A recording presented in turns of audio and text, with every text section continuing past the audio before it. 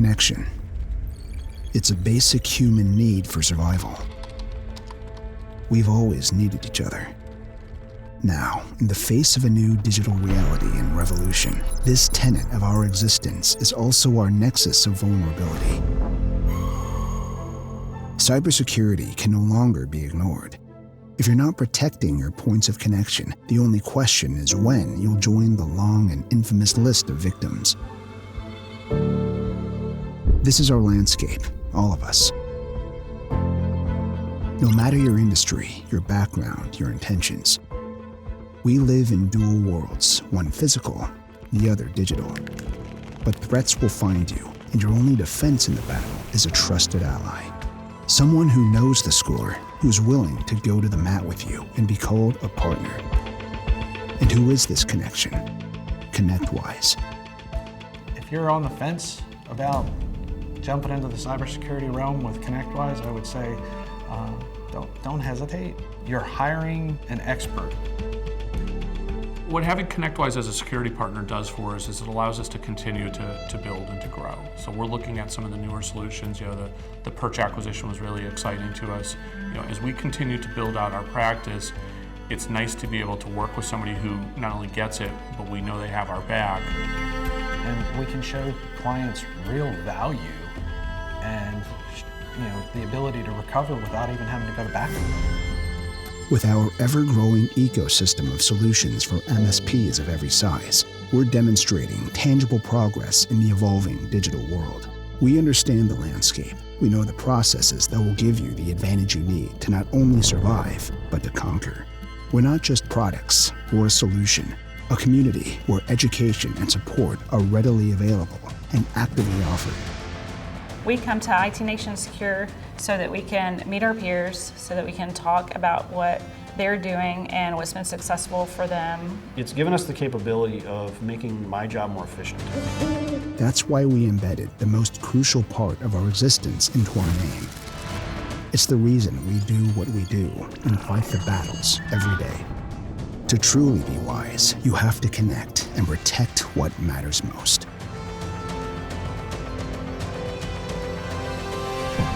ConnectWise, your trusted cybersecurity partner. Please welcome Chief Customer Officer of ConnectWise, Craig Fulton.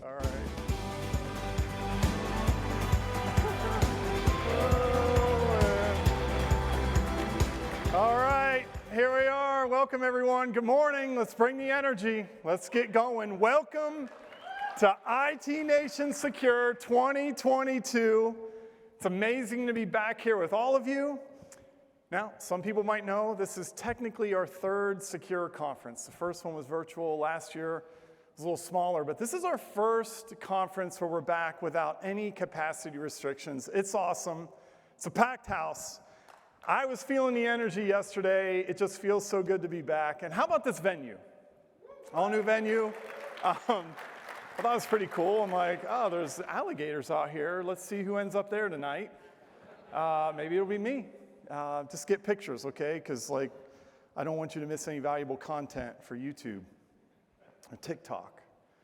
And look, there's the water park looks pretty fun, so I hope you guys get some time to check that out. And there's a 17th century fort here. So we try and pick a place where you guys can really get more than education, but have fun, network with each other. But look, I'm glad to be back. Third year, we've had a lot of challenges brought at us in cybersecurity specifically, a lot of other things, talent challenges. The world never seems to end. But it really is inspiring to see what all of you are doing through all of this. I have weekly calls with groups of partners for the past year and a half, and it just continues to amaze me how you keep doing it. We're here too to celebrate your successes, those successes, all right? So we're gonna talk about the challenges we're seeing and what's coming, what you need to be prepared for, and we're gonna find those opportunities you can tackle in your business. We got an exciting event lined up for you, so let's get this going. There are 1,200 of you here, over 1,200 actually. Some people showed up the last minute. Thank you, yes. Look at this. That's pretty cool. Like an MSP-specific cybersecurity event. I know RSA is going on right now at the same time, so I appreciate you taking the time to come to this one. We get real focused on what you're doing, right? So you don't have to figure out, wow, there's 40,000 people here, what am I supposed to do? So it's great to see you. One thing I hear that's great about these events is the networking. We're not sometimes the most social people. Believe it or not, I'm not. Get weird, get awkward, have the conversation with people, get to know someone. Because I hear this all the time. I've been hearing this all the time.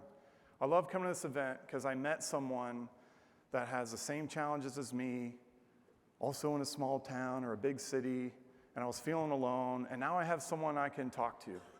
All right, so get to know people. And if you're afraid, come find me.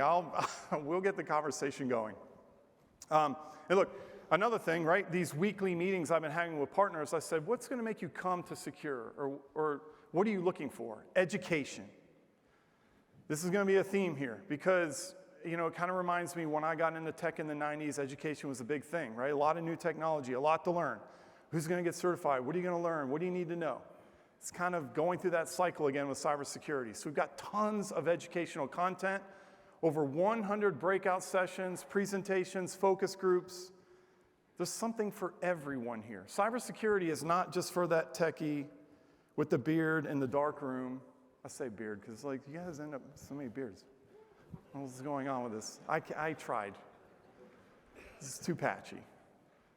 But it's for everyone. It's not just for the techie that enjoys finding the bad people and busting them. You have to price and package it. You have to market it, sell it, deliver it, support it, bill it. We've got something for everyone. There's a culture. There's things you got to understand in the world that's going on. Understand the landscape. It's all here just for you. And then our Solution Pavilion, I'm sure many of you went there. Make sure you take the time to go down there and visit with them because I hear this too. It's like, Craig, every day is a battle. I wake up, I run my business, I keep my customers running. I don't have time to keep up with your stuff. And I certainly don't have time to keep up with the vendors that I work with. This is the time to do it. Go there, meet with them, see what their latest and greatest is, see what other products are there that you can add into your services. Okay, and then I can't even believe I'm going to say this again. This is like the corny line I say every year. We work hard and we play hard. We've got 4 awesome parties lined up tonight. We're going to be doing some go-karting. There's these electric go-karts over at Andretti. I'm a big racer. If you want to bring it, I'll send you home crying because I will not lose. I love to race, okay? Got some good stories there, too. And then, look, lastly, the thing I'll talk about, we got a great keynote. His name's Pete Lapp, and he's here. They said, yeah, Pete, what's up? I got to admit, they said, hey, this guy's a retired FBI agent. I got a little nervous. Like, is he going to, like, look up the keynote people? And then they said he's an espionage expert. I said, espionage? I had to Google it. Like, what does that mean? Oh, spy. Look, I'm from a small town in Ohio. We use 100 words. That's it. Espionage, too long, too many syllables. So thanks for coming. We're going to hear from him tomorrow. He's got some great stories about getting the bad people. Okay, Craig's rambling again and laughing, so let's get things started. I'm excited to introduce to the stage Chief Executive Officer of ConnectWise, Jason McGee.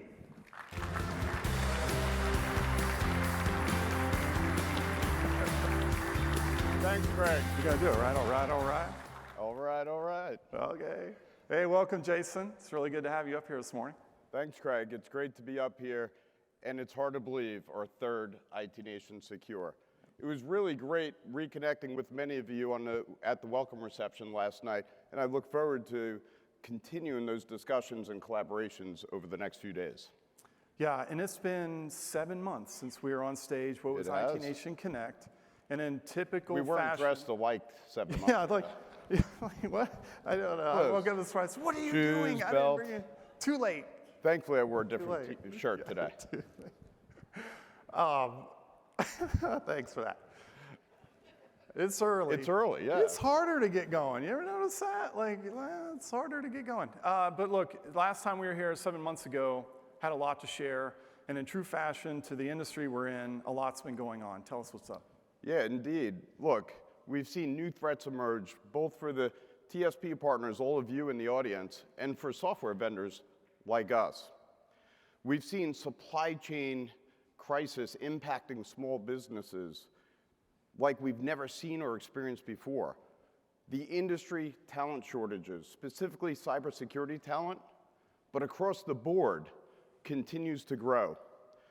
We've all seen, including ConnectWise, challenging situations, but make no mistake about it, all of you are here today, this week, and are up for taking these challenges head on. And after all, that's what coming to any IT Nation event is really about. It's time for us to connect with each other, to discuss the challenges we're all facing, and to learn how others have overcome these challenges and came out on top. Yeah, and I was talking to some partners last night too, and Just some? Yeah, some, many. Look, the thing that I get asked often, Jason, and let's talk about is what's going on within the walls of ConnectWise? What have I missed? Yeah, sure thing. Look, since 7 months ago, right, past few months, there's been nothing short of exciting news, right? I'll touch upon a handful of them, right? A month or so after Connect, we welcome Smile back into the family.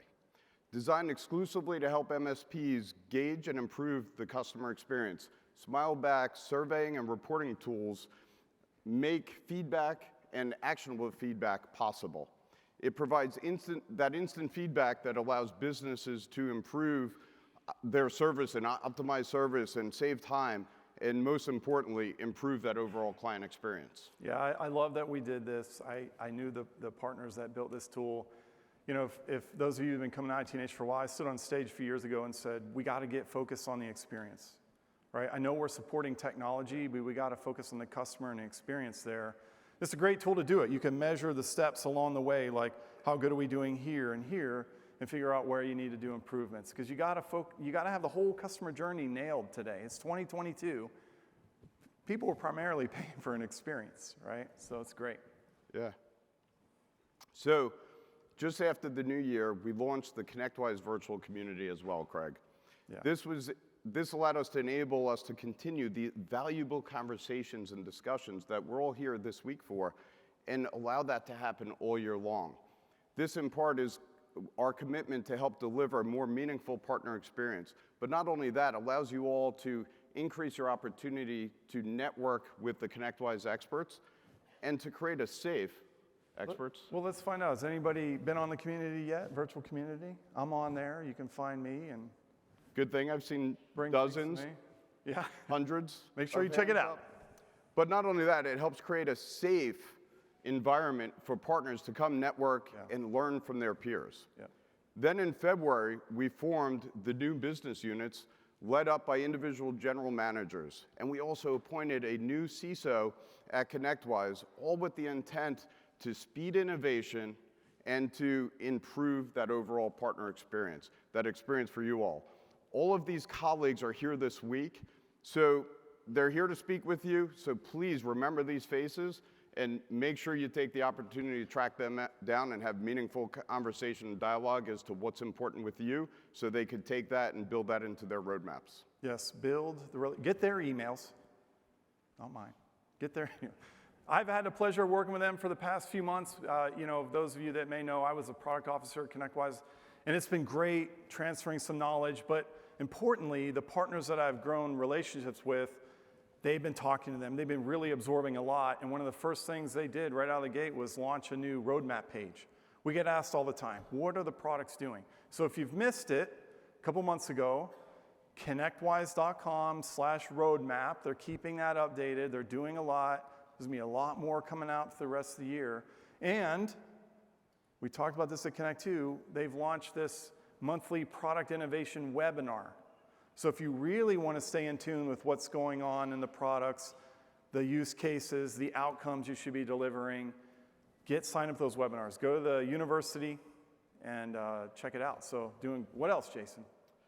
What else? Well, there's never a dull moment read that we provide every year. This past April, we released the 3rd annual MSP Threat Report. This, without a doubt, is the MSP industry's most comprehensive guide focused on cybersecurity. The report includes analysis of MSP-focused security events and trends from 2021 but also the top predictions for 2022. You'll learn a lot about that today and this week at Secure. Yeah, this is a big investment we've done to help this community, right? I know it's like, how do I keep up with all the news and the latest everything? Condensed it all in one spot, exactly what you should be reading. So check that out. Yeah, and we do a lot of work so you all can benefit and even provide some of that to your customers. Yeah. So make sure that you download that if you have not already. Also, this past November at IT Nation Connect, you may recall we made 3 promises to our partners. The first, more innovation faster.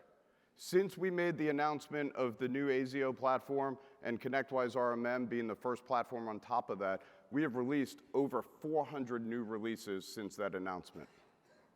400 new releases since we announced that. Invest even more in your growth. I'm happy to say, as of last week, we approved the budget for an additional 40 go-to-market resources to invest in your growth for those that are in the ConnectWise Partner Program. Yeah. We are about growth, and we're about your growth, the most important growth that there is to be concerned about. And then to make it easier to do business with ConnectWise. We strive every day to continue to live up to these promises. And I look forward to sharing our progress with you all, not only in the keynote, but in the ConnectWise focus breakouts this week. Wow, Jay, we've been busy. Wow, Craig. No, but seriously, like, all the joking aside, we really have been. Yeah. And guess what? We're not even close to being done. We're here at IT Nation Secure with a relentless focus on cybersecurity, as you all are as well, including the vendors that are in the Solution Pavilion here at IT Nation Secure. Make no mistake about it, we are 100% committed.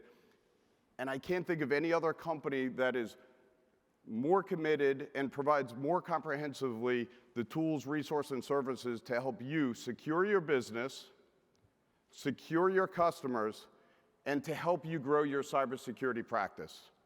And to speak as to why that is and what we are doing, I'm pleased to welcome ConnectWise Chief Information Security Officer, Patrick Beggs, to the stage. Woo! Welcome, Patrick. Thanks, Jason. Look at this. Yeah, I feel like stepbrothers. It's like blue. There's like a blue theme going on here. Patrick, great to see you. Welcome to the stage. Oh, man, first time here. Thank you so much. So excited to be here. So we have spent millions of dollars in security. We've spent countless hours protecting our partners. We've made a huge amount of progress. So those of you that know, we built our trust site. We've been communicating. A lot of the work we've been doing behind the scenes, product cybersecurity. Now you're here. Right. You know, me being engineer-minded, I'm a little skeptic. It's like, okay, new guy. But you have a deep amount of knowledge that I think a lot of us wish we had. I know I wish I could understand some of that. So what are you going to bring to the table? And thank you again, right? This is my exactly to the day, my 4th month here, 120 days. Yeah. So great way to celebrate that. What I'm bringing is perspective. At least I hope I'm bringing the right perspective. Great foundation of people, process, and technology that I walked into 4 months ago. But bringing, like I said, 20 plus years in cybersecurity on the government and the private sector side, running pretty hardcore cyber operations. Real quick, for folks that don't know, started out in the Department of Defense in the intelligence community. We'll see if anybody gets this in the crowd. Writing snort rules for search fire IDSs. Yeah, I think it's in history books Wayne. now. Yeah, thanks, Wayne. But standing up the National Cybersecurity Division of DHS, which is now CISA, has evolved much bigger. I think it was 22 of us back in 2006. Wow. But really, what our charge was federal government network protection, but also after 9/11, protecting U.S. critical infrastructure, things that could go boom and could cause harm to this country. Well, I got to tell you, when we first pulled this picture up, I don't know about you, I get intimidated when I see this. I'm like, okay, it looks really important. It kind of reminds me of war games, like. Well, I used to give DEFCON 5. I used to give tours of it. It's called the NCIC, the National Cybersecurity Communications Integration Center.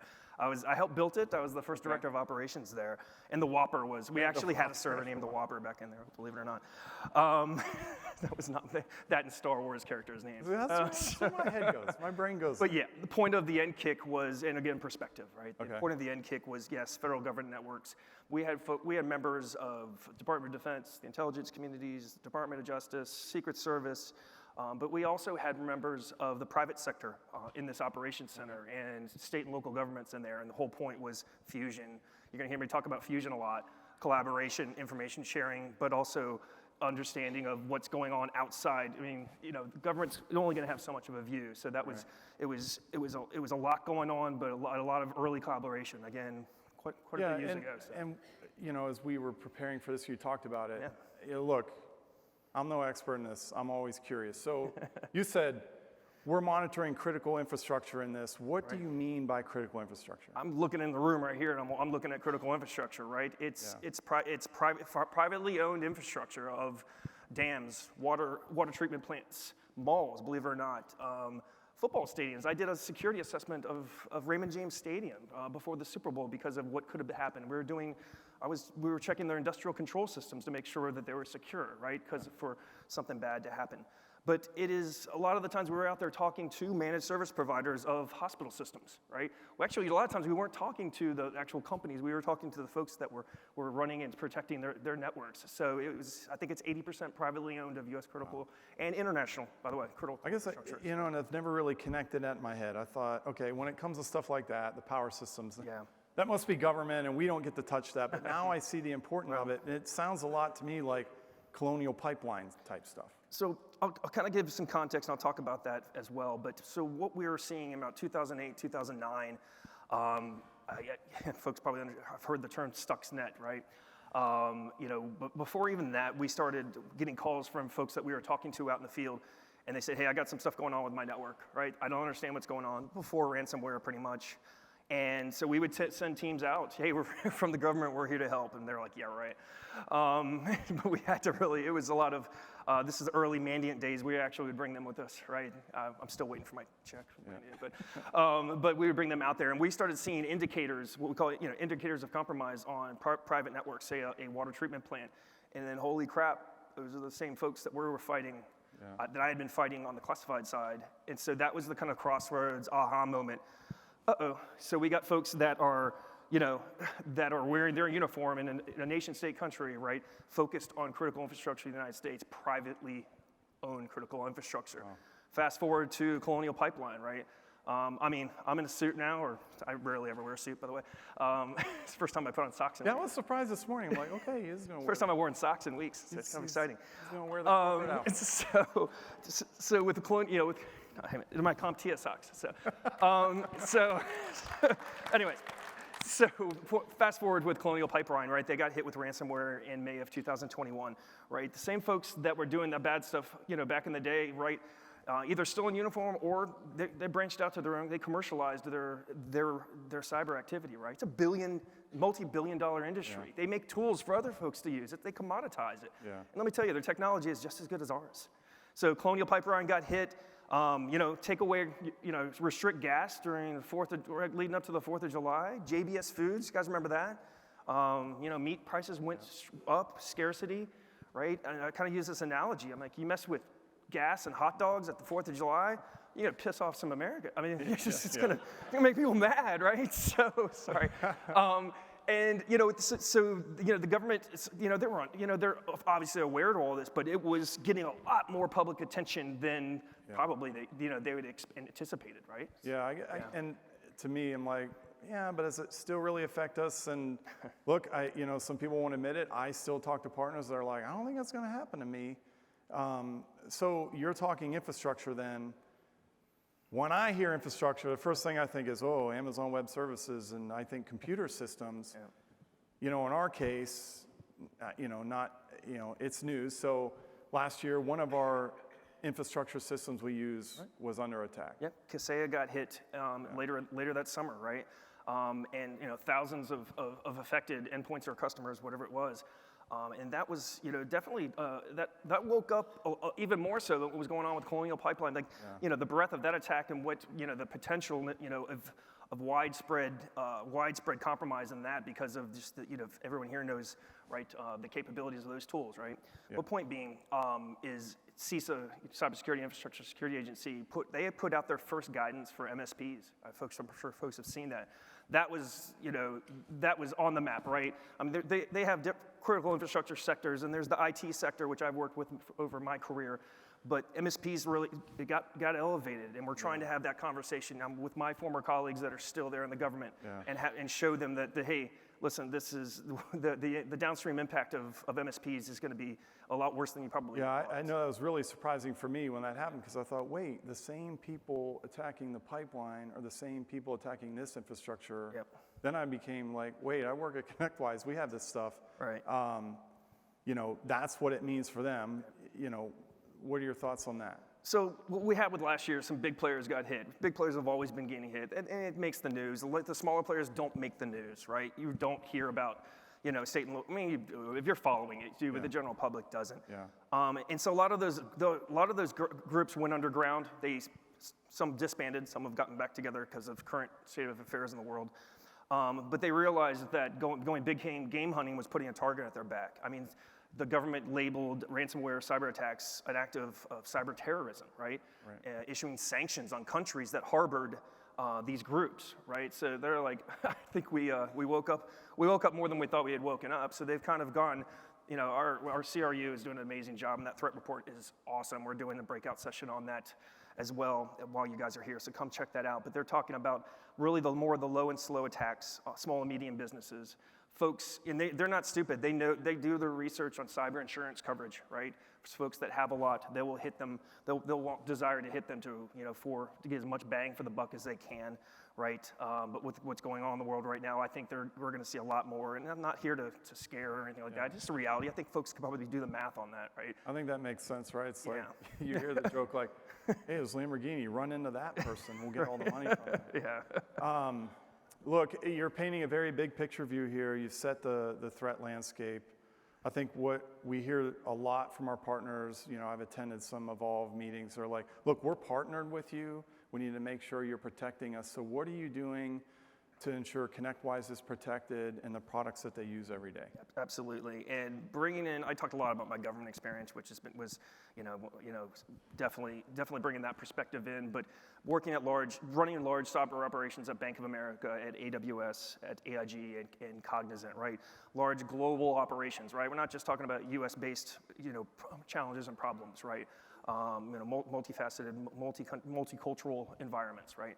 Bringing that perspective, right? Inherited a great team. Let me tell you, it's as a CISO, you walk in a little bit, you do your diligence, but you walk in the first day and you start asking questions, right? And the folks, they were scored away. I was really pleased with that.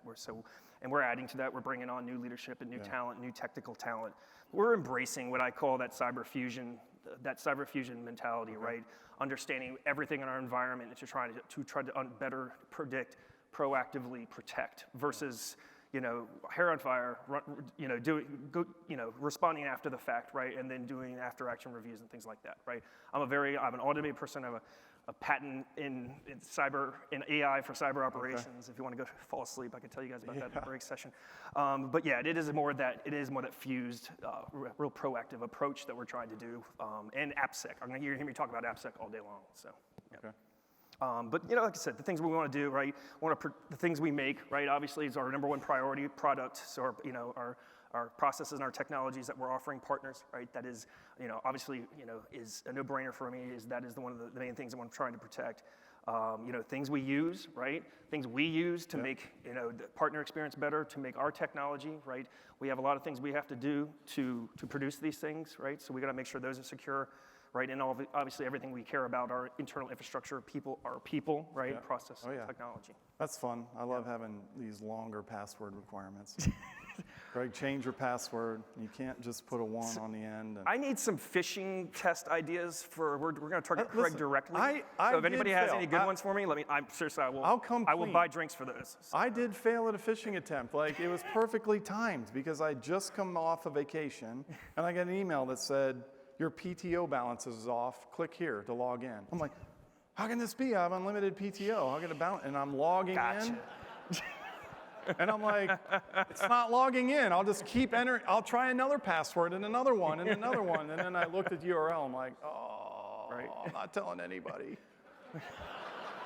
And I'll give a little tease. We're going to be doing more than we're going to be doing social engineering testing, right? We're going to challenge folks on that as well. But yeah. Look, now everybody's laughing. Let me just continue the story for one more second. We're in a meeting and they're like, we did a phishing attempt. I'm like, you did? I wonder who failed. Well, we had a couple, and I'm like, oh. Craig, No, that was Greg Fulton. So you're totally getting targeted next, by the way, for putting me off. Well, look, and as you were going through that, right, the first, second, and third things, something I think you've brought in was this cybersecurity first thinking. Yeah. And I'm like, okay, cybersecurity first thinking, busting me on this stuff, making my password longer, or, hey, Craig, did you log in from Warsaw, Poland today? No. Give me an example of where that comes into play. Cyber first mentality, and this is something that was ingrained into me, and I'll give credit to some amazing and crazy leaders at Bank of America, right? And some months of sleepless nights we had fighting DDoS attacks, right? And that's where financial infrastructure was getting hit with denial of service attacks. If folks remember that back in 2013, that security first mentality came out of that. So the example here, anybody have any issues with SSO? Anybody? Yeah, I just one or two in here. I've heard, so. We're not supposed to talk about it. Just let me get finished. So 2 days or 2 weeks onto the job, there was a SSO outage via ConnectWise. Yeah. Boom, jumped on the phone, called my head of ops, head of IR. I said, hey, listen, we need to run our playbook. We need to understand what's going on. He's like, boss, it's an SSO outage. I was like, get the team up. Yeah, Amazon, they declared it. I used to work at AWS, so maybe I was covering my butt a little bit. But yeah, I said, get the team up, get them going, and prove to me this is not a cyber attack. Yeah. And they were like, roger that. So any IT outage, any product issue, right? I mean, this is how you have to operate. And I collaborate with a lot of other CISOs, and they do the same thing. We have to prove data-driven that is just not, it's not an attack. And then, hey, IT, have fun with that. We're done. Yeah. So, Look, so I gotta say, we appreciate the work you're doing, the team, everything you're doing for the products, but I know it's more than that. Yeah. Right?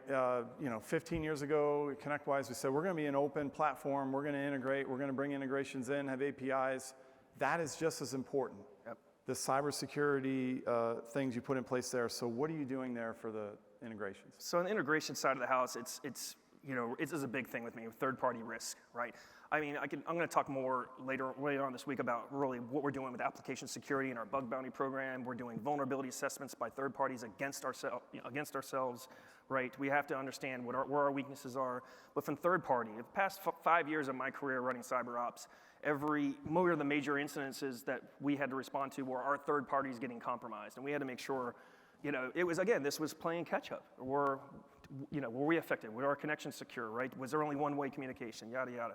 Right? But holding our third parties accountable, right, to the same standards that we do. We're not going to let folks in our house that we don't know and trust, right?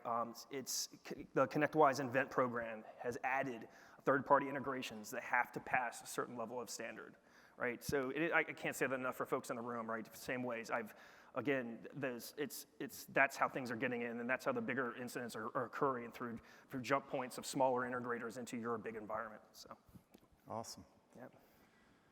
And so, yeah, like I said, wrap it up. I mean, some of the, try to give a couple takeaways. I'm not going to look, everybody, get your phone out, get your phones up, take a picture of it. This is. Do we have any veterans in the room? Yeah, any vets? Veterans here? There we go. Thank you. First off, thank you for your service. But when I saw this, I thought right away, hey, this is my 10 general orders for cybersecurity, and I'm going to memorize them. You were Air Force, right? Yeah, okay. I was Army, so I was Army. I'm sorry. Anyway. I was in the Marines, and this is what people love to do to Marines. Semper Fi. We have crayons back there, too. Okay. Anyways, all right. So, lastly, what I can say, take these up. I talk about this a lot, but collaborate. Lastly, if I leave anything here, right, this is something that is the only way to really survive is collaborate internally amongst yourselves. There's some great forums out there that I was introduced to right away. MSP Geek, right? Amazing. CompTIA, the ISALs, right? Andrew Morgan does a cyber call, gets the CISOs on there, and that actually forged a friendship with the big four CISOs. So I've been collaborating with them. We need to raise this up. MSPs needed more of a international voice from folks that could make life painful from regulation or governance and things like that. So we're going to work towards getting that voice up there as well. So. Well, I appreciate everything you're doing. Change is hard. You're helping us get through the change, Patrick. So we're going to turn the tables now. Right. Let's talk about what ConnectWise is doing to address the cyber climate, and we're going to share our product vision. So I'd like to welcome to the stage our Cybersecurity General Manager, Rafi Marty. Amen. Thanks, brother. Yeah, man. Oh, yeah. Oh, Good morning. oh, you're Hello. just going to leave me hanging in front of everybody? Okay. Hey, Craig. Hello, IT Nation. Super excited to be back here. I love all these IT Nation events, but as the leader of the cybersecurity business, I'm a little partial to IT Nation Secure. So it's awesome to be here. Yeah. I know you guys don't have it easy right now, right? As MSPs, lots going on. As Patrick was talking about the cyber threat landscape, we're seeing a lot of very interesting attacks happening in your environments, like sophistication we've seen only in enterprises before, now hitting you. There's your talent shortage, the current markets out there, right? Inflation. Your customers don't have money for security tools right now. And then as a vendor industry, we're not really making it easy for you either. We come out with products called SASE and XDR. What is all that stuff, right? It's hard. But you know, this is where we as ConnectWise, we want to earn the right to be your trusted partner on your cybersecurity journey. So that's what we want to talk a little bit about here. Yeah, because Patrick set the stage, painted this threat landscape we're dealing with, and the products where we do it. So let us know. Tell us. So it's tough, right? How do you keep pace with everything that's happening in this bad internet, right? Well, we have a unit called the CRU, the Cyber Research Unit. This is a group of experts. Their job it is to look at the dark web, at the bad corners of the internet, figuring out what is happening out there. They're literally hanging out in these forums, figuring out what bad things are going on. And what's unique about this group in the industry is they're focused on your industry, right? On the MSP and small businesses. Now, unlike a lot of the other research units out there, they're focused on the enterprise. We are focused on the MSPs. And with all the knowledge that they accumulate, they push all that back into our products as detection signatures, behavioral signatures that are in our products, right? And I know, so we launched this CRU last year on this stage, and I thought, okay, cool, they're searching for things on the internet. Hope they don't find me. But, and I think a lot of partners say, well, how does that materialize? Like, how do I live this every day? Is it an added service? It's not an added service. This is all built into the products already. I'll give you an example. Some of you might have heard in the last few days, there was this Felina 0-day going around, right? The CRU was super early. They heard chatter on some of the forums. They started looking at what's going on. They figured out what it is. They built a detection signature that they pushed into the ConnectWise SIM. And immediately, we got a number of hits where your environments were starting to be attacked. I think they found about 54 instances within the first 24 hours. And we were able to come in and help you protect yourself from that 0-day before there's even a patch available out there. So that's how this materializes in the products, right? Okay. So while we're on the topic of products then, this isn't like 15 years ago where you just had a couple tools. Delivering cybersecurity is tech stack. I love this new thing we say, tech stack. And you're thinking, Craig, this isn't new. Well, it takes me a while. There's several things that people need to do now, right? It's more than just one thing. It's like with managed services, like, hey, get a good RMM, right? It's like, oh, cool, I got it. But you're helping us do this. There's still confusion, though. I get asked this a lot. What tools am I supposed to have? What is ConnectWise doing? Who are you partnered with? What should I get? So let's get into the meat of this thing. I think this is the big reason people are here. They want to understand this. What's up with the product? Yeah, I can't blame you. It's our security product lineup was not easy to understand. But as you heard from Jason earlier, we made a promise. We're trying to make it easier to do business with us. And one of the things, as of today, we're changing our cybersecurity product names. They used to be called Fortify Endpoint. And you're like, what exactly is that? We're now going to call them by what they actually do and by industry terms. So Fortify Endpoint is now ConnectWise MDR. We have EDR and all these tools. They actually say what they do, so making it a little easier there. Now, the product lineup, we have some standalone products that look at endpoint, network, and cloud. You want to have a comprehensive set of tools that protect you in all these different areas. Now, either you can add them as standalone if you have the skills and the people that can manage all these, or you can have them as expert services, where our Security Operations Center, this is a group of security analysts. There's 160 people looking at screens, looking at yours and your customer environments 24/7, making sure that nothing happens so you don't have to look, right? So you can get all these different products as a service as well. So yeah, that's kind of like the overall product setup there. Yeah, and the SOC is monitoring those things. I try and always relate stuff to the past. When we had an RMM tool, we turned it on, it creates all these alerts. First thing I heard was, Craig, it's too many tickets, I can't keep track of all this. And so it's helpful to have a team that can keep track of it and watch it. So my next question is, how many partners are using this now? Well, as of right now, we have 7,000 MSPs that are doing cybersecurity business with us. That was quite the number. Yeah, that's a lot. And the next thing, right? So again, thinking of the past, let's just face reality here. When managed services was coming out and I was working with a lot of partners, I used to do implementations of manage, and I'd see you bringing on Kaseya, bringing on LabTech at the time. And I'd see, I'm doing managed services. Like, where's your tool? Well, I have a remote control tool that I'm delivering managed services with. And I kind of felt like, are you really doing it? And what I think of the same kind of thing now. People are saying, yes, I'm doing advanced cybersecurity. I'm an MSP plus. I say, great. Where's your tech stack? Oh, I added EDR. Is that enough? It's a great starting point. Let me walk you through a little bit of a scenario. To explain a little bit of like what a good setup could look like. Imagine you have your office, right? You see that in the diagram over there. You have a number of computers, Mac, Windows, Linux, and then in Craig's garage, there's probably some kind of robot in there, or maybe some fridge hooked up to the internet, right? Then you have your work from home setup, where a lot of people work from home nowadays, right? They connect to different resources. Now, the first thing is put EDR, endpoint detection and response, on the machines that you can.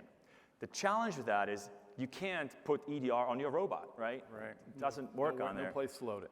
So the next step is you deploy the ConnectWise SIM, and it comes with a network sensor. That network sensor now monitors your entire office network, even including your crazy robots. So now you see what's happening in there. Then, now that you have your SIM deployed, the SIM is a fantastic tool to add all kinds of security use cases in there, right? And so the next step you have a cloud SaaS infrastructure you want to monitor, Office 365, you might have Dropbox and so on. So you hook those into the SIM and you see what's going on in there.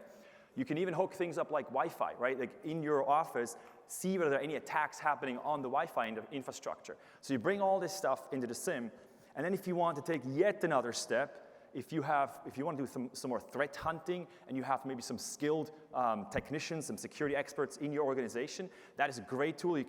Part of the SIM, we have a log shipper that you can put on the endpoints, which brings you even more telemetry back that helps you investigate things. And if you don't have the skilled security analysts that know what to do with that, there's always our managed SIM service where our experts will look at it and they know what to do with all that telemetry. So that's a pretty good setup, I think. But what I love, though, is I'll think back to the first thing you said. We have a CRU over all of this, right? Yes, exactly, right. Current. All right, so I'm there with you. I'm following you.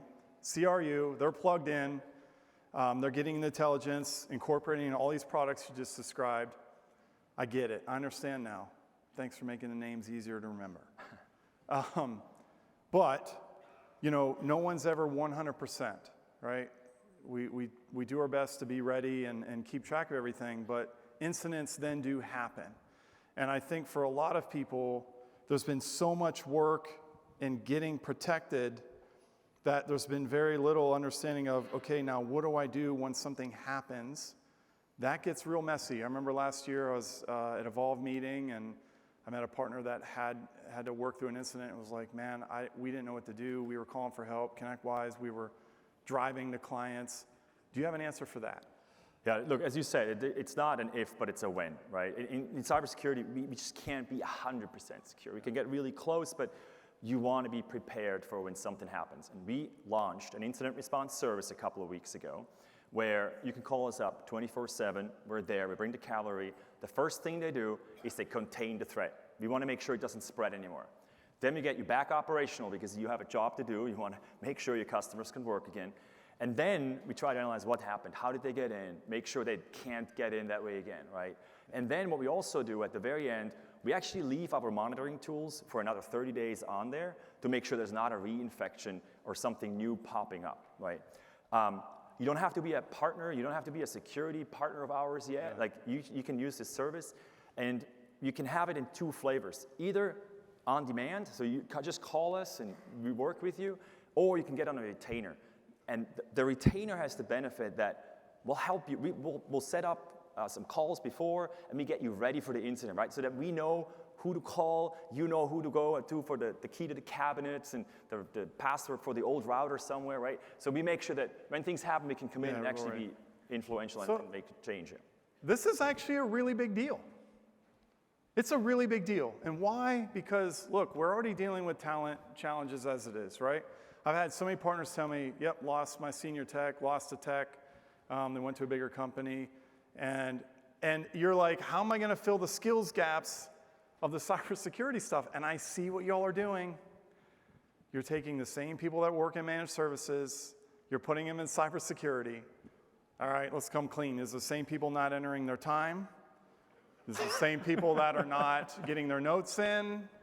Do you think they're following checklists?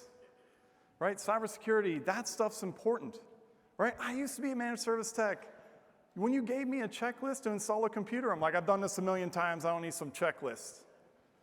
And then I was forgetting to install a PDF viewer or add a printer, and no big deal, someone will do it later, but that's not the case with cybersecurity.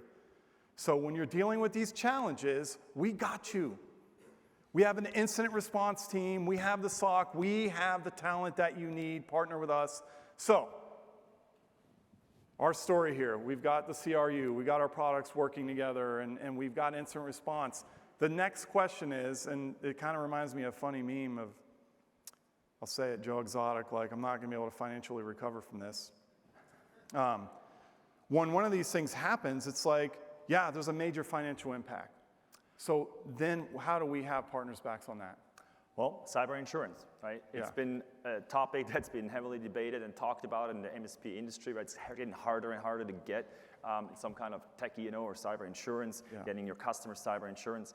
As an MSP, what you want to do is the first thing, you want to understand how does your business look? Like you want to assess how you're doing. You want to then obviously remediate some of these problems, and then you go and you apply for tech E&O. It's the same process for your customers, right? You're assessing their state, you help them fix some things, and then you go and apply for cyber insurance. It is not an easy process, but this is where I'm super excited. We're going to make an announcement today of 2 partnerships. The first one is a company called ControlCase. ControlCase built an application that allows you to follow a cybersecurity framework and go through and assess yourself and your customers based on that framework, right? Making sure that all the right things are in place to have good security posture. Then you can go on, once you have that filled out, you can go and remediate things. And then the second partnership is a company called Fifth Wall. They're an insurance broker. They can go to 35 different insurance providers and try to shop your quote around and see that we can get you some coverage. Now, when you're going to a cyber insurance company, they come with these crazy questionnaires. Has anyone had to fill those out yet? Yeah, right? So you just went through all this assessment, right, in the tool, the best practice, understanding how you're doing. By the click of a button in the ControlCase application, it will fill out the security questionnaire from Fifth Wall, send it over, and you will get a cyber insurance quote back. So that's how we're trying to make this much easier here. Okay. And I know, like, speaking of self-assessment, I know we have an assessment tool, and this is great. This is helping partners get cybersecurity, but, right, I mentioned, hey, people getting their time in their notes, documentation, like, do we really have it all documented? So I think the next question that comes up is, can you help us get documentation? You have an assessment. What do we have there? This is a big announcement too. So we talk about people, process, technology, right? Like a lot of these things you have to document in just questionnaires, and you can try to attach some evidence to that. But for the technical assessment, we have a tool called risk assessment that basically you run it on an endpoint, it does a vulnerability scan and gives you the posture of that endpoint. It does a dark web scan to understand whether there are any leaked credentials out there where we found things floating around on the internet, right? And thirdly, it looks at your email spam setup to make sure that your email servers are not exposed to like being abused by spam. Taking all of that, you get this assessment, right? And we used to call the tool Fortify Assessment. And if you have used that tool, talking to some of you, it was not easy. It was like 2 pages that you had to go through setting things up and open shares and like registry settings. It was brutal. We made it much easier, and that's why we're re-releasing it under the new name. Now, literally, on a sales call, your salesperson can send a link to your prospect. They click on the link, we'll run the tool on their machine, you can put it in a couple of machines, and by the end of the call, all the data goes back in the cloud. You can pull down the risk assessment report, and you can walk your customer through, look, here's the problems you have, here's some risks, here's what we can do with you. So we made it absolutely simple to run this tool in this pre-sales environment. And what you will see us do, we will take this from a simple sort of pre-sales tool of a vulnerability assessment all the way to a vulnerability management solution over the next, a little bit of a journey here. Right. So, love it. Love all the tours you're doing. That is a big deal, okay? You know, we strive to automate as much as possible, especially when, you know, talent shortages, you got to find more ways to automate. So, okay. We made a big announcement at IT Nation Connect in November. A lot of people may have missed it, right? This might be your first conference back. We launched our new platform vision, right? We are moving to a new modern architecture for scalability, tighter security, faster innovation, and that platform is called ASIO. The ASIO platform is our future. What have you been doing on that platform? Yeah, so the ASIO platform, right, it's a microservices architecture, and in fact, if you're using CWRMM, that is already completely built on that platform. It's the platform of the future. My colleagues, Jake, Amir, the general managers for the other business units, they're working on bringing their product lines more and more into the ASIO platform, right? We're working on PSA capabilities in there. Same for us in cybersecurity. We started moving tools into ASIO. In fact, risk assessment is the first tool that completely lives on ASIO. When you're logging in, same login as the ConnectWise RMM. It's one portal, you go in there, you can navigate to the left-hand side, you get to security, you open it up, and now you have a security overview. We're building these out to become your security control center, your security dashboard in there, aggregating all kinds of information in that security area. You then click down under assessment, that's where the risk assessment tool lives. Now, the benefit of having this platform and the things we're gonna do here is we're gonna make sure this is a single pane of glass, right? We're gonna try to integrate more and more of the ecosystem of products that we have, we're bringing more of our products in there, using shared services, getting much closer to RMM, for example. So if you're discovering an asset in RMM, you will also see it on the security side. That's where we're going, right? We're making it simpler. We're simplifying processes, right? Craig gives this example where with your calculator, right, if you spare 2 minutes on one ticket, you multiply and then saving $1 million. Exactly, right? So we're making it much easier with automations, these mundane tasks you have to keep going through. We're automating that. And that allows us also to do much faster innovation, right? Like now we have to share services. We don't have to rebuild things over and over again. So it's a big deal for us, and we started the journey now. Yeah, I love the platform vision that we have. You're gonna start seeing more and more come in there. When we come back together at Connect in November, lots to talk about. And then, in addition to all that, we're working on making sure that we integrate our security tools with the rest of the platform and the capabilities. One of the big things all of you are asking for, integration with billing and ticketing, right? What you see behind me, this little matrix, shows you some of the different integrations.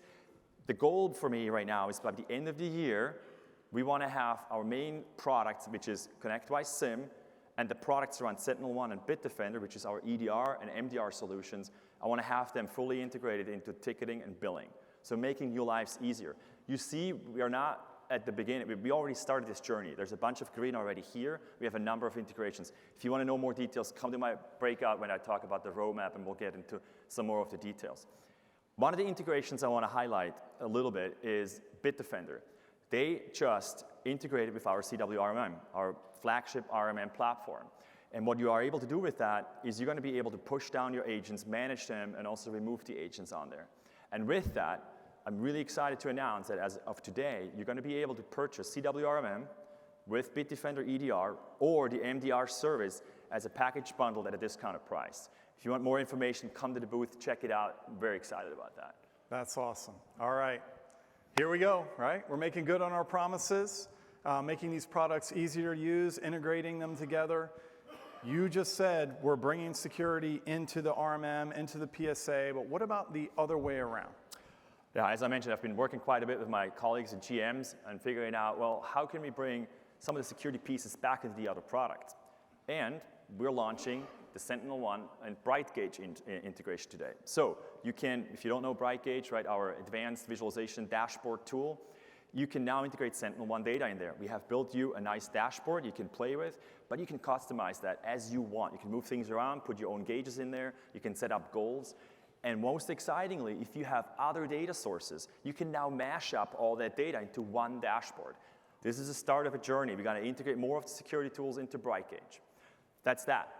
IT Boost. Yeah. You talked about documentation and processes, right? We're releasing a number of SOPs, standard operating procedures for incident response, information security policies. They're just helping you like document things and go into these processes. Also, on managed projects, we have project templates. Yeah. Same thing for security onboarding, for incident response, and so on. So we're pushing more and more security content into the different products, and you will see more and more of these things coming about. I love the templates, right? Those of you that have Manage, you know, you go to the setup section, there's the shared marketplace. We put templates out there following the best practices of what you're doing, right? Because I get it all the time. What's everyone else doing? I ain't got time to learn this setup. There's service boards, service templates. There's project work plan templates for incident response. There's project templates out there for conducting audits, everything you need. You can go there now and get that stuff. And at ConnectWise, at the IT Nation events, when we do our user groups, we're really going to be honed in on training this because we want to give you a turnkey solution that you can then go and customize. So look, okay, a lot of stuff here, and I know the reality. It's like, man, that's a lot of products, that's a lot of information, that's a lot of things. You expect me to go and do this, all of this, while I'm running a business, while I'm supporting my customers? If you're like me, it's like, oh, I kind of need the personal trainer at the gym to push me. We launched our partner program aimed at cybersecurity last year. Tell us how that's going and what that is. It's going great. Look, maybe raise a hand. Who is in the cybersecurity partner program? Oh, that is awesome. And everybody that didn't put their hand up, I hope that you're going to go register. It's free to join. For those that don't know what it is, it's basically our attempt to help you establish your cybersecurity business and then grow it. There's all kinds of materials with marketing, and there's training for your techs for cybersecurity. There's a registered level, which is for free, and then you can also go into the other levels. But I really encourage you, go check it out at the booth. There's a number of people here that will tell you more about the partner program. So free to get signed up, all kind of content, all kind of things they can do, but if they take it further than that, really what's in it for them? Well, I was just running some numbers a couple weeks ago, and we saw that the partners in the partner program grow their cybersecurity business 3 to 5 times faster than the ones that are not. I think it's a no-brainer, right? It's free to join. Check it out, and hopefully it's going to help you as well. Yeah, and look, that's awesome, and appreciate everything you're doing, Rafi. It's been about a year we've been working together, and you have really made a huge impact, helping our partners stay protected, protect their customers. While we're on the topic of partner program and partners, I think it's time to bring some partners out here and hear some of the journey. So, Rafi, thank you. Thank you, sir. Appreciate you. All right. Okay, we're going to close this up. So, this is one of my favorite parts because I love to get out and get to know everybody, hear your stories, hear your journeys. I'm so fortunate that this community is so amazing. We really do get to know each other. So there's three that I'm about to bring out on the stage, and let's hear from them. So come on out, Ann, Mike, MJ.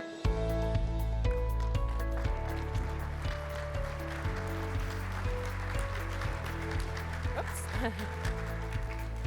Good to see you. Hey, good to see you, man. Craig. Hey, Mike. What's your Oh name gosh, again? MJ. Who are you? Here we go, MJ. Do I know you? All right. Hey, thanks for taking your time to be up here, and now you know what it's like to be in front of all these people. Yeah. You can't even see them, barely. Let's see Dan, though. Hey, Dan. All right, let's get into the questions, because, again, in this community, people say all the time, like, well, what is everyone else doing? We need some, I love the inspiration that happens in our community. People see someone else, hey, I can do that too if they can do that. So let's get to know you. Ann. All right, I'm Ann Westerheim from Ikaru. We're a suburban Boston-based MSP. and I've been doing this for many years. I started from the engineering side, so I worked in the semiconductor industry on microprocessor fabrication for many years. I loved it, but I wasn't going to have the work-life balance or the family life I really wanted to have, so I decided I was going to be a consultant. And then I kind of looked at the small business IT space. I saw there was a huge need. It was local, huge need, huge opportunity in the last mile of technology. So that's how I got involved in that. And we were always very education-oriented, always talking about security, security patches, et cetera. And then the Mass Data Security Law came out. A lot of states have data security laws, and we did a lot of proactive work to get our community, our clients up and running on that, compliant.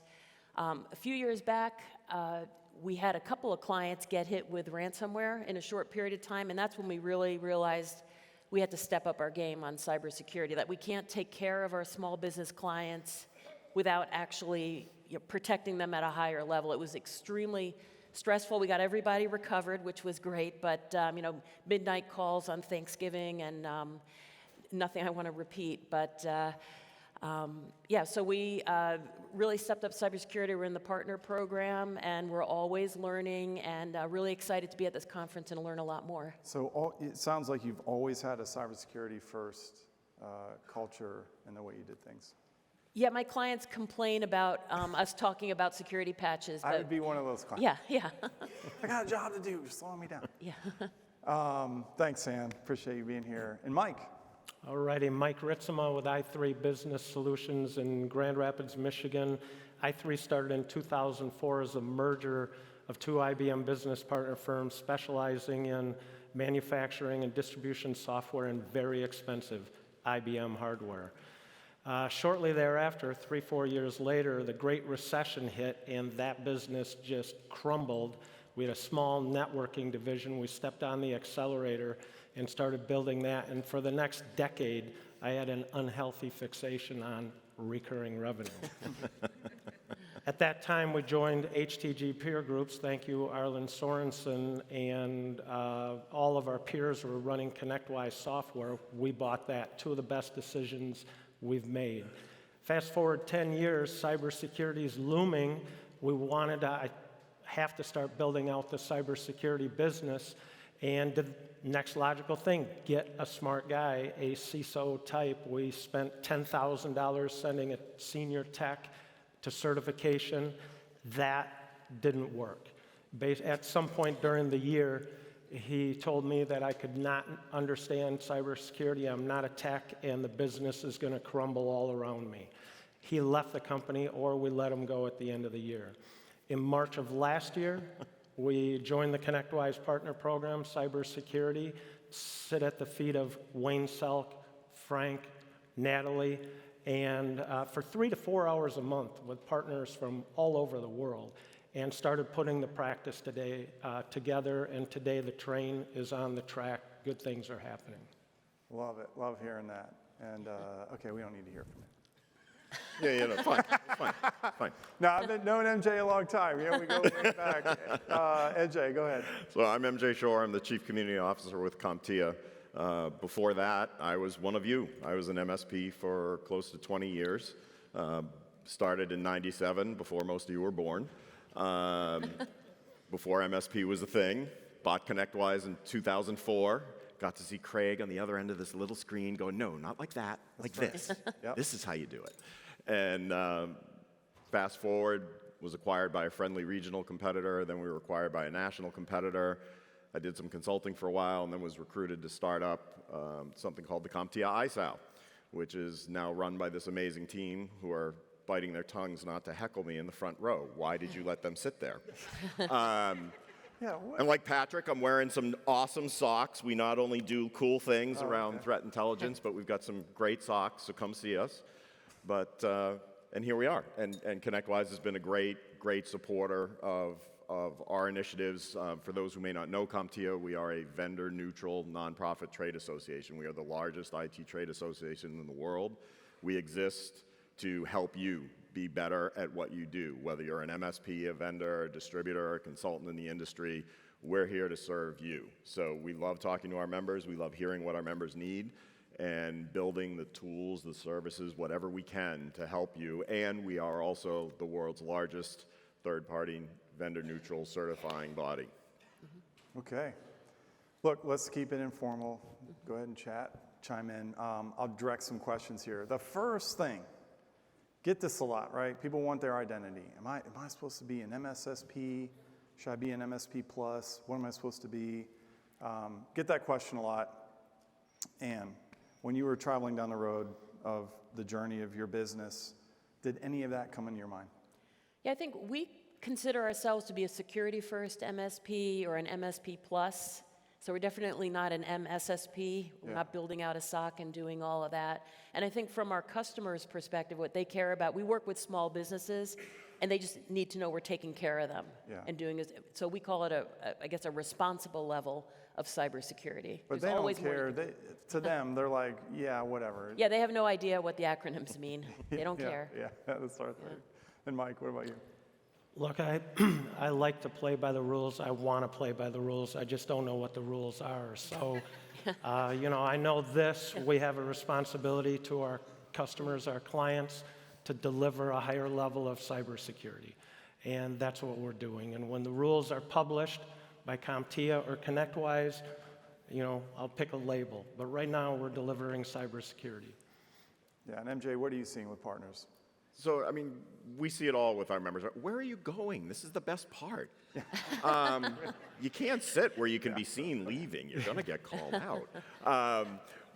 I think we see it all, right, across our members, especially with MSPs. I think the one thing that I would caution is, you don't just slide another S in there and call yourself an MSSP.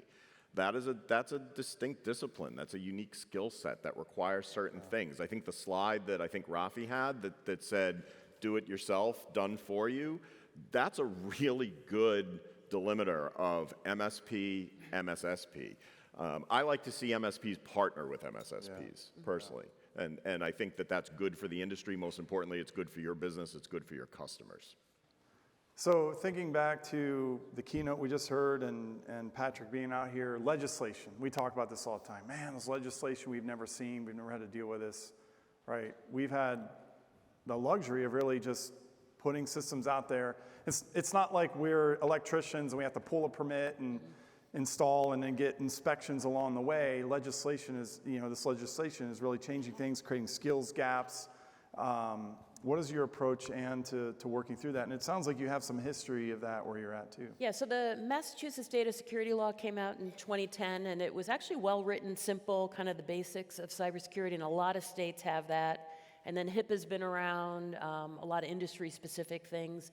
CMMC is emerging. So I think, one thing is you have to commit to being a lifelong learner. There's always more to learn. There's going to be more regulation. Tiny, 5-person machine shops have to deal with CMMC. So I just say, be prepared for a lot of change, and there's going to be a lot more regulation. Is it a skill set you look for when you're hiring talent as well, like that they understand this? I think the skill set I'm looking for is people who really want to help people and want to learn, because I think that's the combination that you can deal in this space, because it changes all the time. Our tools change, the rules change, what our customers ask us for changes. So, going through things like the ConnectWise Certify is a really good thing. At least get everybody speaking the same language. Yeah. And Mike? Yeah. So I failed in the first year with a certification, and today we have 12 cybersecurity certified individuals and engineers at I3. How do we do that? Well, one of the first was not only me, I got the ConnectWise cybersecurity sales certification. Give me a break, what good's that? I went back and I got the cybersecurity engineering certification. Yes, me.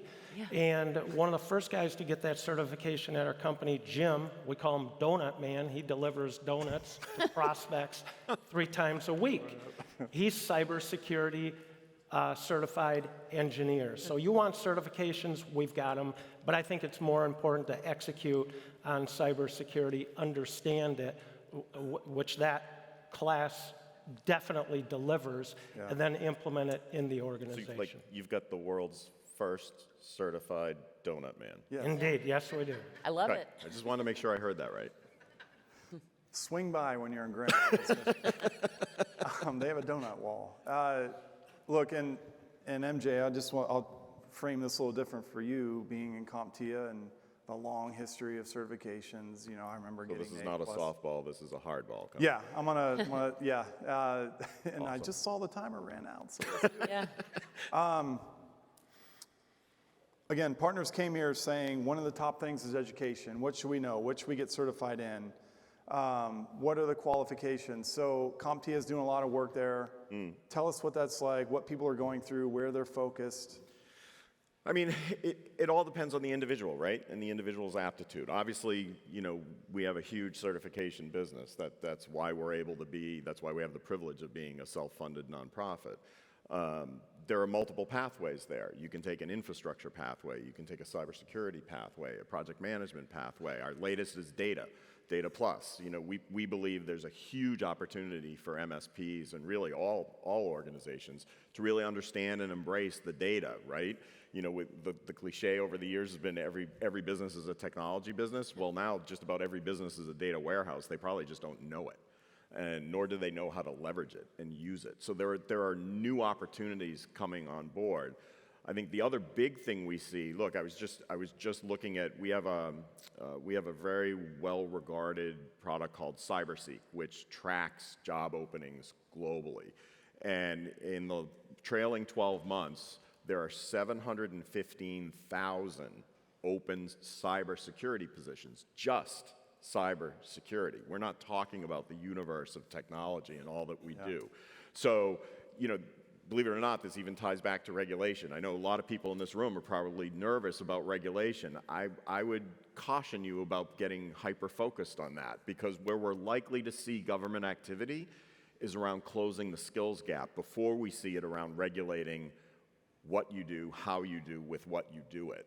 I actually testified to the group that created the mass data privacy law. They don't get it. They don't get it, and that was 13 years ago, and they haven't made a lot of progress, nor do they have the enforcement people, the human beings needed to enforce this stuff. So they're making a lot of noise, but don't worry, the hammer's not lurking around the corner. But what is definitely some new things coming down the pike that will talk about talent and how to groom talent properly and making sure that people are certified. I think we're likely to see more around that than actual regulations around pulling a permit or being able to meet, you know, the electrical codes and things like that. Because you really think government's going to dictate technology best practices? They haven't figured it out themselves. Well, they're going to try. They're going to try, but they're not going to succeed. And here's the cold, hard reality. It's the insurance industry that's going to drive it, not us. But from a training standpoint, and I think, I can't remember, it was Ann, yeah, you're a sales guy, it must have been Ann, who said she's a lifelong learner. I'm a former sales guy, so I get to do those things. You know, I think the point is, you have to, if you're not already, you better become a voracious learner. And you better learn, you better train and certify your team. I don't care if you do it with CompTIA certs, if you do it with Microsoft certs, you know, product-specific certs, vendor-specific certs, doesn't matter, but you've got to have a well-educated team, because guess what? If you have an incident and you don't have qualified people that were managing the systems that were the target of that incident, you're going to be on the hook. So you've got to invest in your people. You weren't kidding. We could be here for 12 hours. Okay. Or 30. Hey, look, I wanted to work this in. So how many people in here were getting the training and certification in the 90s? All right. I had a bet going. Who is this going to resonate with? I'm just going to say it, okay? Please do not throw sausage pizza away. There's some laughs. I got it. The rest of you are like, what? They weren't born yet. The OSI 7-layer reference model. You had to know the physical layer, data layer, and the best way to remember it was, please do not throw sausage pizza away. All right. Well, that didn't land as good as I thought it did, so we'll bring this home now. But look, there is another thing I want to talk about real quick, too. This one is very important to me. We talked about people, managing people, talent, skill sets.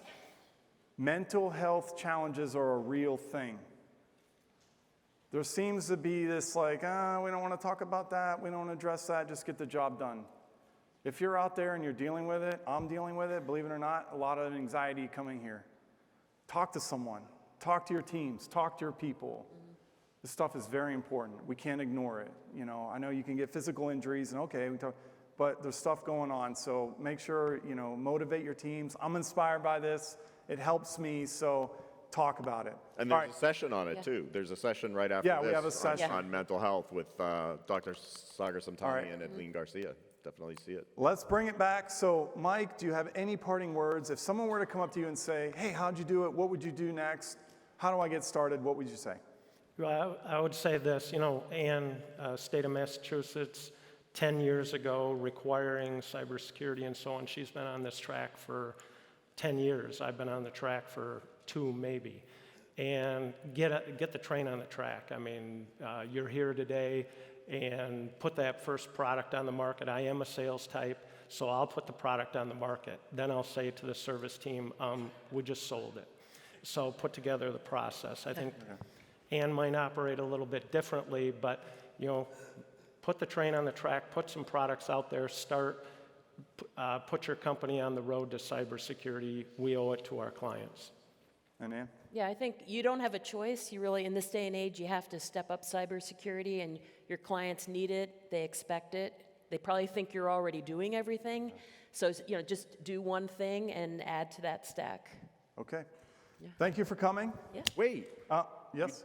You did it to me again. Oh. They're saying to wrap up. I know they're saying to wrap up, but you said we could take the stage. If I want to give a shout out to ConnectWise, because ConnectWise was an early supporter of the CompTIA ISAL and a couple other vendors here as well, Acronis, Sophos. But in the case of ConnectWise, they've pre-purchased CompTIA memberships. A couple hundred, I think, they still have available to give out. So if you're not a CompTIA member and you want to take one step toward improving your cybersecurity business, stop by our booth, find Natalie Suarez if she's here somewhere. Get a promo code for a free CompTIA membership. Yeah, I did it. Yep, and you've done it, Mike's done it. Get involved in the ISAL, learn about threat intelligence, learn about how to make your business safer and your customers' businesses safer. So first come, first serve. There are a couple hundred available. It's a no-brainer. You just have to put in a little elbow grease, but it'll be well worth it. Yeah. All right. Thank you. Now you can wrap up. All right. Thank you. Thank you. Thank you for coming. Good to see you. Thank you, Craig. Thanks. Thank you. Thanks, Jay. All right. This is it. All right. But I do have one quick thing. So our status page. People ask all the time, what are the status of your products and services? Yesterday, we just launched a new one, and it's not behind authentication. Status.connectwise.com. All right. Please make sure you're taking advantage of the things we have here. You know, build a plan. Don't be a spectator at this event. Right? We're sticking to our promises. More innovation faster, investing more in your growth, easier to do business with. The journey doesn't end here. If you're an Australian, we're going to see you in August 31st in the Gold Coast. And then hopefully we'll all come back. We'll see you back here again, November 9th, IT Nation Connect. Everyone, have a great IT Nation Secure. Thank you.